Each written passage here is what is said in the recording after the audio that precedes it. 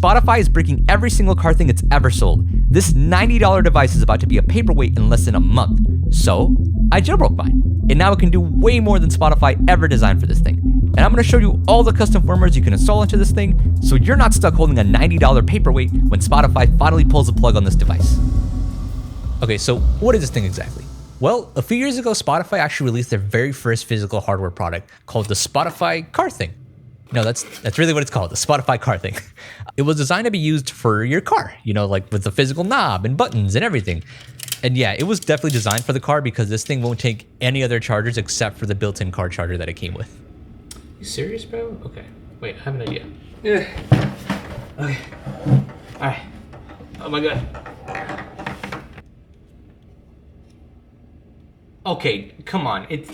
Oh, okay, here we go. And it does look really nice when it's turned on. It has a really nice bright screen, a clicky wheel that feels great, and 4 buttons on the top to assign to whatever playlist that you want. It would pair through your phone, and it would use Bluetooth or the aux cable in your car to connect to your Spotify. Wait, you need premium for this? My bad, it would connect to your premium Spotify account. Okay, so why did they make this in a world where basically every other car has a built-in media center in it? Well, let me show you. While yes, there are a lot of cars nowadays that have built-in like Apple CarPlay and Android Auto and all that, where you can just control your music from the screen built in, this car thing was designed for much, much older cars, like this one. This is our Nissan Cube. We've had him in the family for a really, really long time now. We call him Lenny. We love Lenny. A lot of people like to trash talk Lenny, but he's already outlived 3 other family cars, so he's earned his place to be here. Anyways, this car's a little bit older. It's a 2010 model, so unlike my Camry that has all the bells and whistles and like Apple CarPlay and whatnot, the Cube has a lot more simpler options. It's got iPod support, which doesn't work anymore, and aux. That's it. That's all we got. But using one of the included CD adapters and the car thing itself, suddenly we have a really nice, completely wireless Spotify player that controls your music as soon as you start up the car.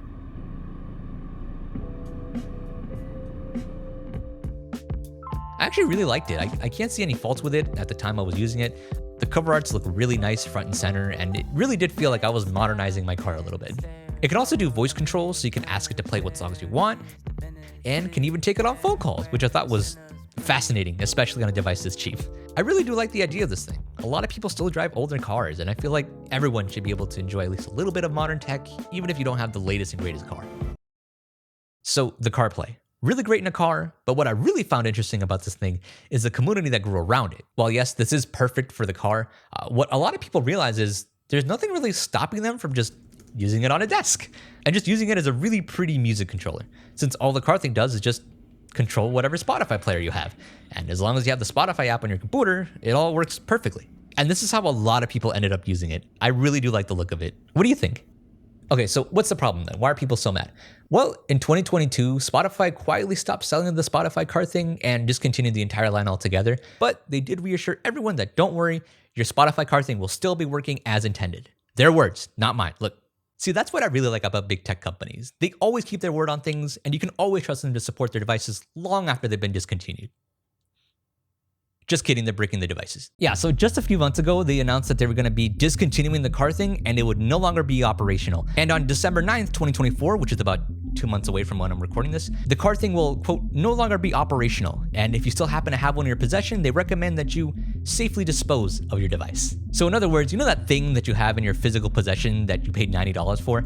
Yeah, throw it away. We're breaking it. Now, after lots and lots of backlash from the public, they finally caved and started giving out everyone refunds, but the verdict still stays the same. In 2 months, this thing is gonna get an update that's gonna brick it forever. And I'll be honest, that really just doesn't sit right with me. The idea that a company can just like remotely brick your device that you already paid for, that's in your possession, that's completely functional, that's just kind of gross, honestly. They're actually going out of their way to brick these things, and that's just not cool, you know? In fact, people started complaining, if you're gonna brick this thing anyways, why not just like let people mod it, let people like modify it, or just let it die? Spotify's so greedy, why don't you just open source it? Well, they did. Here it is, right here. Yeah, all the code and all the commands you'd ever need to tinker with this thing. In fact, the whole thing runs on Linux, so you can essentially run whatever you want on it. They're not hiding anything, really. Well, that's not true, actually. The one thing they haven't released is the software that actually talks from the Spotify car thing to your phone. But, you know, security reasons, I kind of get that one. Yeah, I honestly didn't know this page existed either. And I feel like that almost might have been by design, because just by looking at it, you can't really tell this page has anything to do with Spotify or the Spotify car thing. So why hasn't Spotify announced this page publicly in any way? Well, the truth is, this thing isn't really great at running anything. Look, I gotta be honest, the car thing doesn't really have the best specs in the world.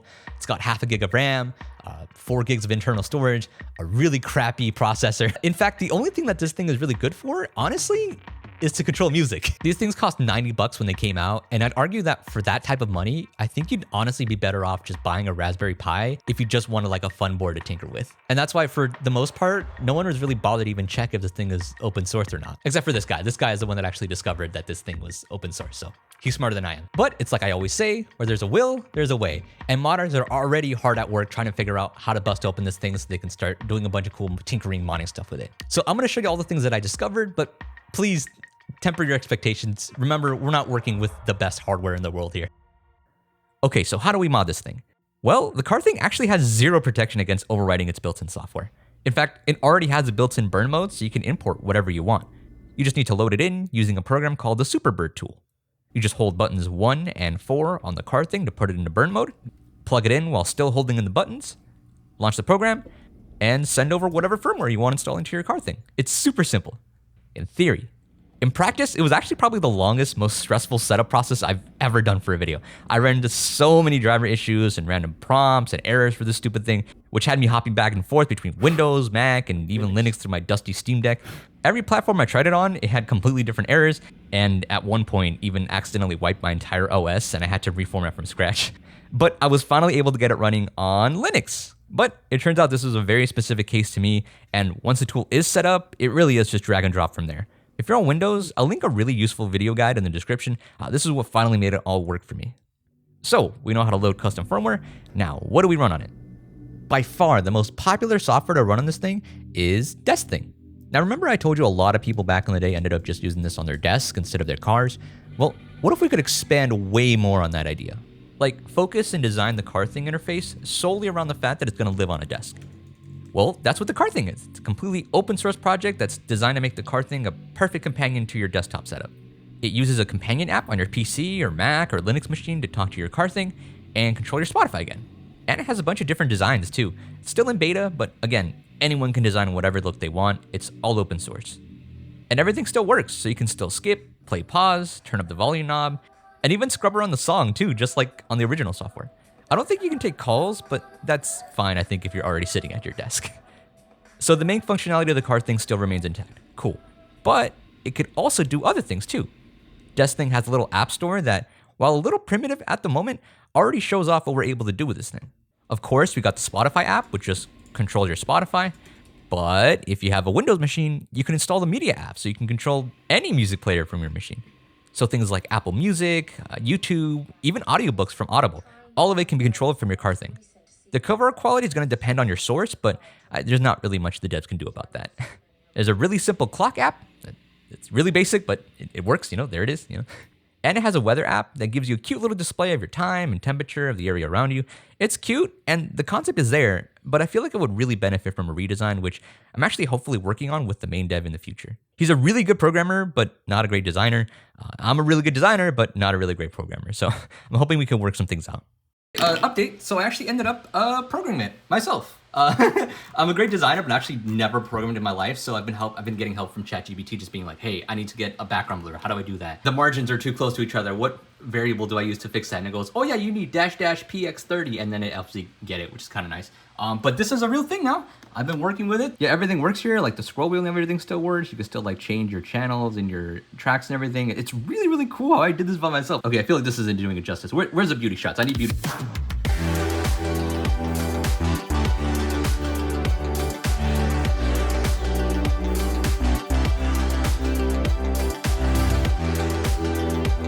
I'm working with the main dev guy because he's gonna help me like publish this onto the actual app store so everyone can go download it for free. Definitely go check that out as soon as this video goes live. You should be able to just download this. Isn't it cool? I did this. Okay, now I'm pretty sure you've seen the Discord app clips somewhere in the footage.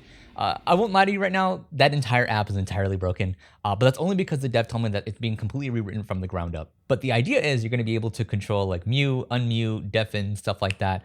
See notifications pop up on your car thing from like people are texting you or something. Join and leave voice channels and see who's like talking in them and all that stuff. It may be a little while before we get to see all of that implemented, but honestly, props to the guy because this is just one dude doing all of this by himself. I guess the only downside I can really see is that the desktop app is like a little bit buggy, but this is still way better than having your Spotify car thing just turn into a paperweight. And this is honestly one of the best examples of the community being able to still do things with their own hardware, even when the companies are ready to just abandon it. Okay, so how do you mount this thing? Because otherwise it doesn't have any way to actually stand up on your desk. Well, you do need to have some sort of third-party accessories to use this thing on your desk, because all of the included adapters with the car thing are only for the car. Problem is, because the car thing is discontinued, there's not really a lot of third-party accessories. I actually couldn't find any other than just screen protectors and USB cables on Amazon. But it's like I always say, when companies close the door, modders open a window. Yeah, it turns out there's actually a lot of really good 3D printed designs for the car thing. And a lot of them are made specifically for using in a desk environment. I'll leave links to all of these in the description. Like there's this one that's like a really long L that's just supposed to hang under your monitor like a secondary screen. It actually uses one of the parts from the accessories they give you, so you can still retain the magnetic function of it. Or there's this one that I printed that kind of like hangs low to the floor. Though I'll be honest, I found that this one had a couple issues that I wasn't really too happy with. Every time I want to change the song or like move or something, it just ended up scooting backwards and it would not be very stable. I ended up cutting up some rubber and then just like taping it to the bottom of the stand. It was a little bit better, but like it was still pretty wobbly. And again, it just really hangs low to the desk, which didn't really look all that great. But the one that I ended up working on was actually this one, which elevates the car stand a little bit and has a little cutout for the wire, which is what bothered me on the other one. I've actually been using Bamboo Labs A1 printer for all of this stuff. They sent me this one. It's their entry-level 3D printer, and it's been really, really easy getting high-quality prints without having to think about calibration and bed leveling and extrusion flow and all that stuff. No, this printer does all of that for you. And some prints I actually haven't even had to touch a computer. I've been doing it all on my phone. They have their own app where people upload their own designs and models and stuff like that. So like this under the desk mount, I actually just searched it up on the app. It asked me what colors I wanted. I hit print and a few hours later, done. Look. But if you still do want to handle models on your computer, you can still do that. Don't worry. Anyways, I ended up going with this really cute pink and red color scheme, kind of give it that like starburst look. Printing with multicolors has honestly been a real pain on other printers, but with this one, it was literally just click what parts you want different colors, load up the filament, and you're good to go. And using their matte PLA material, this came out really, really nice. I actually did some tweaks to mine. I'll leave a MakerWorld link in the description with my own personal edits if you want to do the exact same one that I did. I really like how this came out though. It's going to fit beautifully with the rest of my girlfriend's desk setup, which, funny enough, also has other 3D printed items on it. Honestly, I'd say if you're a tinkerer or a modder like me, having a 3D printer in your toolkit is honestly a game changer. It completely opens up a whole world of different possibilities for your projects. If you've been wanting to get into 3D printing, honestly, I'd say right now is probably the best time to get into it because the A1 is already the best bang for your buck printer you can get. And they're still running a sale on top of that. So if you want to pick up one of these, I'll leave a link in the description so you can go pick one up for yourself. They're running a huge sale on all of their printers. And thanks again to Bamboo Labs for sponsoring the channel so we can keep making cool projects like this. Okay, so let me introduce you to GlanceThing. Yeah, you're starting to notice a trend with these names, huh? And this is about as close as we're gonna get into being able to turn the car thing into a mini Stream Deck, kind of. Best part is, this is by far the easiest installation I've ever been through. Literally just flash the firmware, click on your car thing, toss in your Spotify key, and you're done. That's it. You can go use it right away. The dev tells me that while you can use it with a touchscreen, it's mostly designed to be used with the buttons and the knob on the screen. And honestly, I kind of get it. It makes for a lot more of a I'm doing something feeling than just tapping a screen. Obviously, it replaces the car thing firmware, but in exchange, you get a really slick interface that can control your Spotify, play, pause, volume, all that. But the real game changer here is app shortcuts. Yes, GlanceThing has the ability to launch any application you want from your car thing. You do need to add a command shortcut to add it to your GlanceThing, but don't worry, the main dev has a guide on how to add shortcuts for all of your apps, and in the future, he's planning on just automating this entire process. But yes, it works. So I have things like Discord loaded up, so I can go check out all the hot topics in the dammit.jeff official Discord. Link in the description, by the way. These guys actually helped me pick out the cover arts for this video. I got my creative apps like DaVinci and Photoshop on here, so I can just launch them all real quick. And even games work too. You can launch Steam game shortcuts directly from here to launch whatever game that you want. Though I just put Overwatch 2 up here for an example. What the hell is going on in Overwatch? It also has this little lock button here, which I thought was really interesting. You press it and it insta-locks your PC, so whatever you were doing is instantly hidden. It works really, really well, though why would anyone ever need a button to instantly hide whatever they had on their screen? That's strange. Anyways, little tip, I'd suggest turning on the install automatically switch in the settings because every time you unplug it and replug it, it resets back to the old Spotify firmware. Checking this though, make sure that that never happens. And don't forget to make sure that you enable light mode in the setting. Okay. In terms of future plans, the dev tells me he wants to make every square customizable with different actions, Linux support, sleep times, custom themes, and yes, making adding in apps a lot easier. It's a super intuitive app that practically takes no setup to get running, and while it is less feature heavy than other options, what it does really, really well. And it looks good doing it just right out of the box, no setup required. And the people that are watching this probably already know if this is right for them or not. Let me know if that's you in the comments. Okay, so this one's a little bit special. It's not officially out yet, but I still wanted to cover it because the vibe on this one is just incredible. This is Nocturne. Now you do need to have a Raspberry Pi to get this functioning, but it does just work by itself if you're on Linux. I didn't have a way to get a Raspberry Pi here in time for this video, so I'm using my Steam Deck to show off. Oh, hey, wait, I 3D printed this too. Check that out. Isn't that kind of cute? I'm using my Steam Deck to show off how this software works. It just needs to act as a server, honestly. Your music can be controlled from any device. Like I said, it's not officially out yet, so I had a lot of issues to get this running, but eventually I managed to load up the firmware and sign in. Although I did forget, you can't exactly type on this thing, so you can download something like Real VNC Viewer on Windows to control your car thing so you can actually type things into it. Funny thing is, I actually remember from the PS5 jailbreaking video that there is an exploit to access regular internet from a Google sign-in page. Sure enough, I tried it and I was able to get onto just Google Chrome. Although it does run really, really slow, so it's not even worth it, honestly. Anyways, you sign in and now you're using Nocturne. And this UI is gorgeous, honestly. I don't know if you could tell, but I am a big fan of gradients. By the way, I'll explain the lagginess in a moment, don't worry. Everything you need is still here, so it still has a general media player. You can play, pause, adjust the volume, and you can even show off the lyrics too, which I haven't seen any other firmware do so far. And aside from the lagginess, it looks really, really nice. I also do really love how the gradients will just slowly shift over time to the same colors as the album that you're listening to. I love little details like that. But the big feature here for me is that this is the only app that's actually managed to get playlists and radio stations and artists and all that other stuff working. So it's not just a music controller. You can find and search through whatever artists, albums, playlists that you want, like and unlike songs. You can basically do everything from the car thing, which means this is the only app right now that completely restores the car thing's functionality back to its original form. It's really impressive. Okay, so what's up with all the lag then? Well, as it turns out, it's been incredibly difficult trying to get GPU acceleration running on this thing. They haven't figured it out yet. Remember, the scene is still really, really new. But there are a lot of people in the community trying to figure this out right now. And as soon as they do, the devs told me they would be implementing it into their app ASAP. So just hold out just a little bit longer, okay? But the general concept is still there, and it's still really, really robust. And I love the feature set and the look of this app. And don't worry, yes, they are working on a way to be able to use this without the need of a Raspberry Pi or Linux. If you're interested in the release of the app, I'll leave a Google form where you can sign up and check it out for yourself. It's currently invite only. Now, all of these projects are really, really impressive, but I'm pretty sure you're asking yourself, this is all cool, but is there anything that still lets me use this in a car? Well, right now, not really, no. We don't have access to the software that actually communicates from the Spotify car thing to your phone. So that's why pretty much every single app that I've shown off today needs some sort of companion app or companion software, or in the case of Nocturne, literally just a physical hardware piece that can connect to your phone. And even if we did have that software, there's no guarantee that Spotify would actually keep it running. They could totally just unplug it at any given time. It's a really difficult situation right now. But the closest thing you could probably get is actually Nocturne, since the companion app is literally just a piece of physical hardware. You just need to have a Raspberry Pi hooked up in your car and have it connected to some sort of Wi-Fi mobile hotspot. But until then, it's gonna be a little while until we actually see this thing running in a car again. Okay, so a quick update since it's been a little while since I've been filming this video. As of today, Spotify has officially started rolling out a firmware update for all the Spotifys that are preparing the car things to get bricked. Now, if you turn on your Spotify car thing and you have the new update, it'll just show this for now.